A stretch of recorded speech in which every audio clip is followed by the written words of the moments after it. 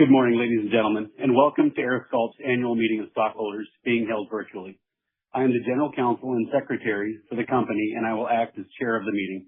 The directors of the company are as follows: Yogesh Jashnani, Michael Doyle, Adam Feinstein, Daniel Soloff, Caroline Chu, Thomas Aaron, and Kenneth Higgins. We are holding today's meeting virtually through an online platform provided by Computershare. This format allows for broader participation and ensures the safety and convenience of our stockholders. The meeting will now come to order. On or about April 15, 2026, a proxy statement, proxy card, and the annual report were made available to all stockholders of record as of March 13, 2026.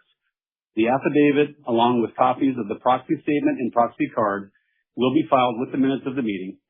In addition, Leah Zaidzu, who is acting as our Inspector of Election, is in attendance and has signed the oath to serve in this capacity. The oath of Inspector of Election will be filed with the minutes of this meeting. The Inspector of Election has advised me that we have present in person, virtually, and by proxy, a sufficient number of shares to constitute a quorum. Therefore, the meeting is duly constituted. We will vote by virtual ballot today. If you have already submitted a proxy or voted via telephone or the internet and do not intend to change your vote, no further action is necessary.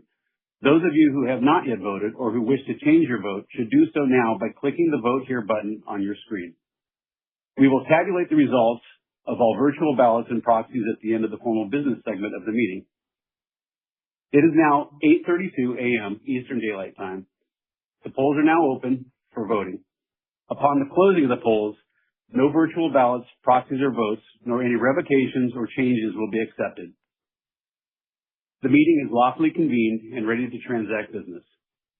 The proxies and any substitutions of proxies presented to the meeting are hereby ordered filed with the records of the company. Since no stockholder proposals were filed in advance of this meeting, the business of this meeting is limited to the matters contained in the notice of meeting, which are as follows. Number 1, the election of 3 Class II directors to serve until the company's 2029 annual meeting of stockholders or until their respective successor is duly elected and qualified. And number 2, the ratification of the appointment of Grant Thornton as the company's independent registered public accounting firm for the fiscal year ending December 31st, 2026. The polls remain open. If you have not yet voted or wish to change your vote, you may do so now by clicking the Vote Here button on your screen.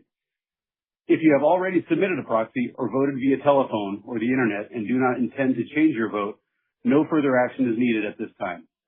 We will leave the polls open for another minute to allow anyone who chooses to vote electronically to cast their ballots. Please note that upon closing of the polls, no additional ballots, proxies, or votes, nor any changes or revocations will be accepted. The time is now 8:34 a.m. Eastern Daylight Time, and the polls are now closed.